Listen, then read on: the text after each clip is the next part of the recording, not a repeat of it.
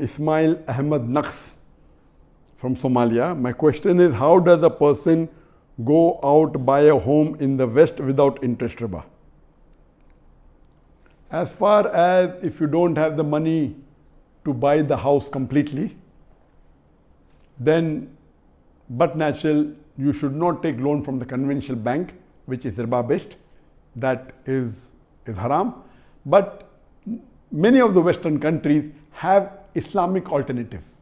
You can go to an Islamic bank, whether it be in UK, whether it be in America. There are Islamic banks which work on the Sharia principles. You can take a loan from the Islamic bank, which is not based on riba.